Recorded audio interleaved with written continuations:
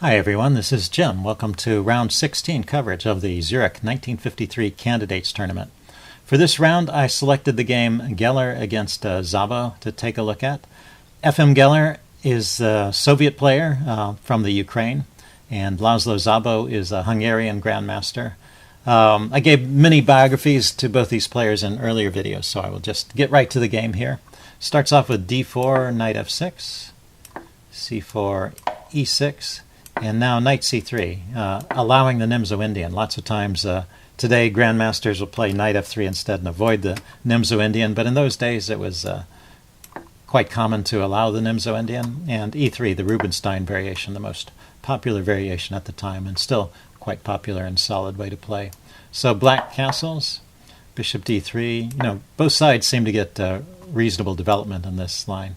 d5, knight f3, white's getting all his pieces out to logical squares. And now b6 is a bit of an unusual move. I think c5 is the most common move there, but also a respectable way to play. It opens up some lines for the bishop, and in this case it prepares c5 castles, and then c5 immediately. Now Bronstein criticizes this c5 move. It does kind of lock in this dark squared bishop. It prevents the bishop from retreating. There's some lines where the bishop might like to retreat back to e7. But it's objectively, it's still a fine move. Nothing particularly wrong with it. But instead of the c5 move, the most common move really is bishop b7, and also bishop a6 is a move that could be considered here. Both reasonable ways to play. Okay, but c5 is this game. And now queen e2 is played. More typical is to exchange immediately, but we're going to get the exchange in another move. So after knight bd7, c takes d5, e takes d5. A very typical kind of position you might get from the Nimzo-Indian, where c5 has been played, b6 and c5. And now white tries to exploit the position of this bishop by playing a3. And the typical move here, and if you're an experienced Nimzo-Indian player, you play this move almost without thinking, just bishop takes c3. And it's the best move in this position. I'll go ahead and put it on the board. Bishop takes c3, pawn takes, and maybe rook e8. It's true that black has given up the bishop pair, but he's got active pieces, and it's going to be a while before the effect of these two bishops shows in the game. And so we have a game with about equal chances. That's the way it's the game probably should have gone. What Szabo did instead was he retreated the bishop to a5. And this is actually a bit of a mistake, and white exploits it immediately. Now, it's not trapping the bishop, this move b4, because, and that's what was played, b4, because black can take the pawn. It's actually, he's got enough control of this square to take the pawn. But the idea that Geller had here was to play the move knight b5, not even recapturing, but just leaving the bishop here. And now you see this bishop is looking kind of sad. It has no retreat back this way because of the pawn, and it'll be a while before it can get back into the game by any other route too. Also blocked by its own pawn. So white's not going to help black out by taking this pawn off and opening up a square for the bishop. He's going to leave the situation as is, and just sacrifice the pawn in order to kind of isolate the bishop over on the side of the board. So it's a pawn sack, and it's an interesting one. The engine rates this position as favorable for white, so it's not just compensation, but more than compensation. So anyway, black tries to get rid of this annoying knight right away, but the knight can jump into the square d6, and that's the point. With this bishop on the sidelines, these dark squares in black's camp have become weak, and white exploits that. So knight b8 was played here, just opening up a line to attack the knight. Black really doesn't want to live with this knight forever, and white takes the light squared bishop. Queen takes, and now bishop d2. And so white's got he's still a pawn down, but he has a decent advantage in this position. He's got the bishop pair anyway, even though black saved his dark squared bishop, he ended up losing the light squared bishop. So white ended up with the bishop pair, and these pawns, the extra pawn is just not going to help very much. And in fact, black in this position decides to immediately give the pawn back with the move b3. And in fact, that's the top choice of the engine. If he tries to hold on to the pawn by, say, grabbing here, that would be one way to try and keep the pawn. You get this kind of position where bishop takes, pawn takes, and you've got this lineup of pawns on the a file. Black is now 2 pawns up, but white has a winning advantage here. He can just pretty much mop up these pawns at ease, and not only are these pawns weak, but this pawn is weak over here, and black is also a little behind in development. So he's not going to get to hold on to his pawns even if he tries. So b3 is the best move here. And now it no longer works to exchange the bishop. If you take here, pawn takes, and then try to mop up this pawn, black has the move a4, securing the pawn, and now the situation has changed around, and in fact black is better here with this secured passed pawn. This protected passed pawn on the queen side is quite dangerous. So that's not how white plays. White plays immediately rook a to b1. Well, either rook would do. Rook to b1, going after this pawn. No, there's no good way to defend it, but that was black's idea. Is he's giving back a pawn in order to get some development. He gets his knight out. White grabs the pawn, and now he trades off his problem bishop. He still didn't have any great way of getting it back in the game, so he just trades it off. But at least white no longer has the bishop area. White has a single bishop, and there's still pressure on the queen side pawns. Black plays b5. I guess we can pause here and try and assess the position. The material is even. He's given back his pawn, and it's just that black has more weaknesses. This d-pawn in particular is weak, and then these pawns on the queen side can be undermined by a move like a5. So the advantage goes to white in this position. The chess engine rates this as almost a pawn advantage. Also because of development issues, it's white is going to be quicker getting to the c-file, and we'll see that in a couple of moves. In fact, rook c1 is the next move. Queen d7, unpinning, and preparing to bring a rook over to contest the c-file. Rook to c3, just very logical play, trying to grab that file. Rook f to c8, and now it's defended. But knight e5, so just a constant series of moves keeping the pressure up. If the queen moves away anywhere, this knight is gone. It's under attack 3 times now and only defended twice. So he has to take. So this exchange is pretty much forced. And now he would be losing. No, actually he wouldn't be losing. But if he moved the knight first, yeah, he could move the knight first. But exchanging one pair of rooks is actually best for black. So sorry about the confusion there. Queen takes c3, trying to maintain control of the c-file. And now knight to e4, the most active square for the knight. And this results in the loss of a pawn, but really black is kind of short on alternatives here. Let's see. He plays, well, white plays queen to d4. Going after this pawn, there's this immediate threat of bishop takes, winning a piece. So queen to b7. But I wanted to mention, Bronstein here recommended the move queen to c7. And it's actually one of the choices of the chess engine as well, one of the top choices. So queen to c7, queen takes, rook takes. You know, I would sort of be reluctant to play this way because I've given up my queen, and I had ideas of attacking on the king side here, and I really want my queen. But this keeps a lot of positional advantages for white, and I guess this is just a really good endgame. White has control of the c-file. He's got the better minor piece in this case because this bishop can do things on both sides of the board, whereas the knight is a more local piece. So good position and a good endgame for white. That's maybe the best way to play it. But queen d4 also keeps an advantage, and it's a pretty logical way to play. He's just going to maintain his attacking ideas and go for the king. So queen to b7, unpinning so that the knight is not under attack. And now h4, going for that king side attack. h6 was played here. Maybe not the most accurate move. The chess engine is recommending rook. Cancel that. Rook to e8 as the best way to try and defend. but it still gives an advantage to white. And after h6, advantage is increasing. So rook to c2. Oh, here's a little tactical quiz for you. What is the threat that comes with this move, rook to c2? It's actually making a threat.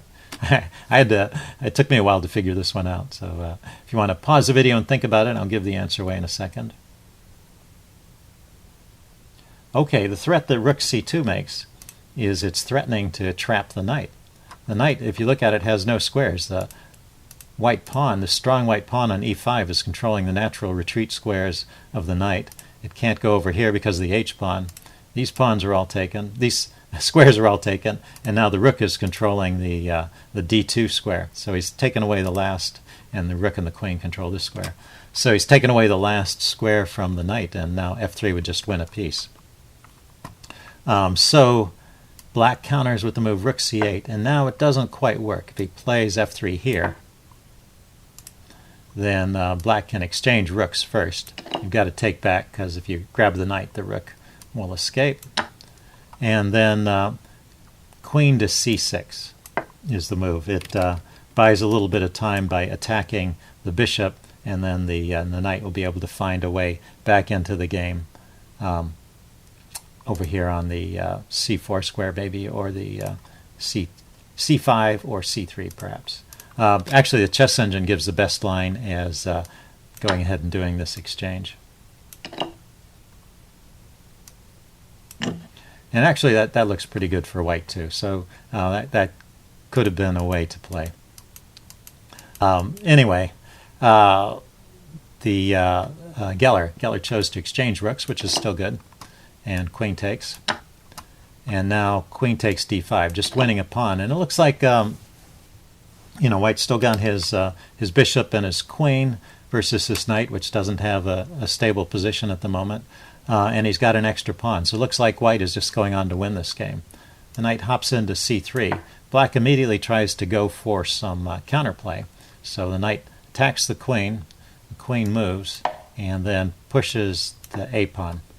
So the queen was attacking the a-pawn, but this was also the idea. This is black's advantage in this position, is he's got the outside pawns here. If he can create a pass pawn, he can get some counterplay.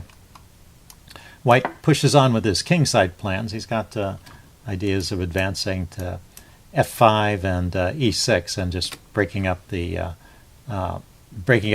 pawn cover around black's king. Black played the move h5. It kind of slows down the advance of the g-pawn at least.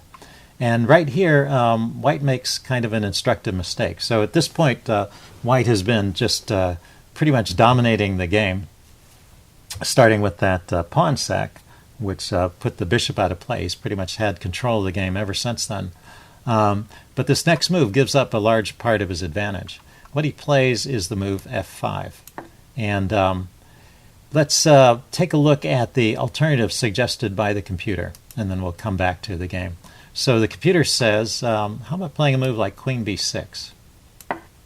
Going after these pawns over here.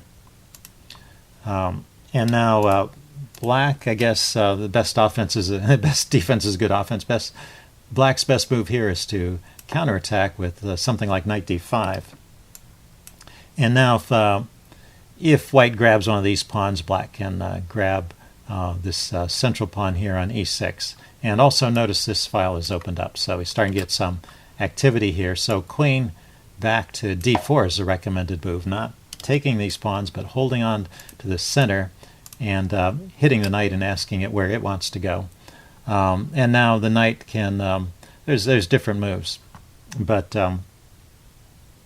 after a move like knight c3 or knight c7, actually the engine now is recommending knight e7, just driving the knight back, and now moving the king up out of the way, and then later pushing on with f5. Or if the knight goes to the c file, pushing on with f5 right away because the queen is momentarily blocked.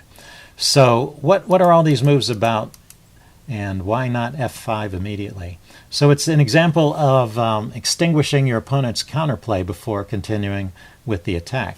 What Geller did is he played the move f5 immediately, and now suddenly black has some ideas here. He plays knight to d1, hitting the e-pawn, and there's no great way to defend this pawn. The king can't defend it. If the queen comes back, let's first of all take a look at this. If the queen comes back to hold on to the pawn, then queen to c1, and this is actually very dangerous. The engine rates this as even, but it's getting pretty tricky here. If you try to continue on with the move like queen d8, just going for the attack here, king h7, the attacks run out, f6. It looks scary at first, but g6 blocks this. Now the queen to f8, trying to threaten checkmate. You'd think this might be winning, but in fact this is winning for black. It's not winning for white, because his counterplay comes to life now. He can take on e3 with check, king to h2. Of course, this has to be done carefully, because all the time there's this threat of checkmate. So every move has to be with check, but queen e5, that's with check. King goes back to g1, queen here, check. King goes to h2, queen here, check. King goes to g1, and now queen can grab this pawn. And so there's no longer the checkmate threat, and black has mopped up all those pawns.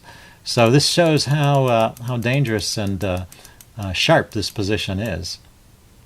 And it all has to do with this push f5 and allowing black to get active. So anyway, knight d1 was played.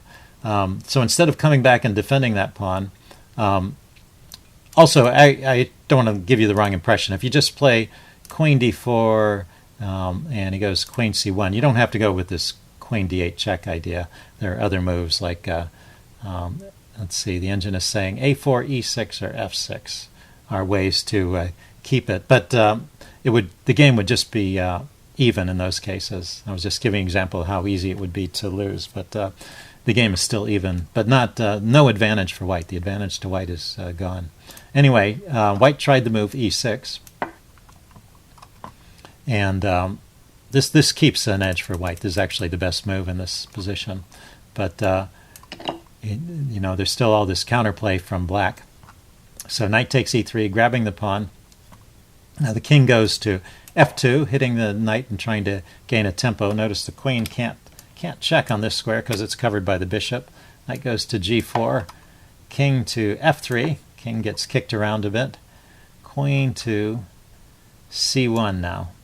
The queen starts to penetrate. E takes f7, check was played. King takes f7. And now we're near the time control, and Geller decides to give a bunch of checks to make the time control. So he goes queen d7. I'll just go through these kind of quickly. The king just bounces around from the checks. And then right here, he plays this move, bishop takes b5. And this is where the adjournment occurred. So right here, Bronstein tells a story of how Szabo was convinced. Now, they weren't keeping accurate notes there because the last few moves were in a time scramble. Laszlo Szabo was convinced that there had been a repetition. So he went around trying to convince the arbiters, but they looked over the score sheets, they reconstructed the game as best they could, and concluded no, there was no threefold repetition, so they had to play on. And this was the move that Geller had sealed. But this move is actually a mistake, and in fact the advantage, white has not had an advantage for quite some time. It's pretty much once he allowed this counterplay, black got into the game, and there's no longer, it's just a dead even game. And with this move, bishop takes b5, there's actually a slight edge to black now. So Szabo is now playing, and let's see. He played the move queen takes a3. Bronstein recommends queen to c3, but it's hard to see how that results in more than a draw. The queen to c3 check. Bronstein was of the opinion that black could play for a win from this position, but the chess engine doesn't find anything here. So the chess engine gives king f4, queen c1, king f3, just repeating moves. So apparently there's no great way to continue the attack from this position. So the move that Szabo played is actually the best move according to the engine. He takes over here and goes for an endgame where he thinks he has an advantage because he still has this outside passed pawn over here. And he can get rid of the queens by force, pretty much. The king goes to e4, And he plays a move queen e3 check. King goes to d5, and now he throws in knight check. King goes over to c6. The king needs to get over here to keep an eye on this pawn. Help round it up, that's the idea. And now Szabo takes the queens off, and king e7. Going after the pawn, bishop c4 defending it, and now knight e4. And we get into a endgame where, okay, the material at the moment is even, but this outside passed pawn is going to be a force to be reckoned with, a distraction for white's pieces. They always have to be looking to both sides of the board, whereas white's pawns are they're disconnected and they're all on one side of the board. So let's see how Szabo tries to get an advantage out of this position. And the chess engine does give a slight edge to black, but probably not a winning edge. So he continues on maneuvering with his knight. White starts chasing the pawn, and there's no way to really save this pawn. But what it's doing is it's driving his white's king out of the way. And in the meantime, the knight is maneuvering with tempo and going after white's pawns. This pawn can't be protected. The king is on the wrong side of the board, and the bishop is the wrong color. And of course, if this pawn comes forward, the knight can take that one too. So there's just no saving the pawn.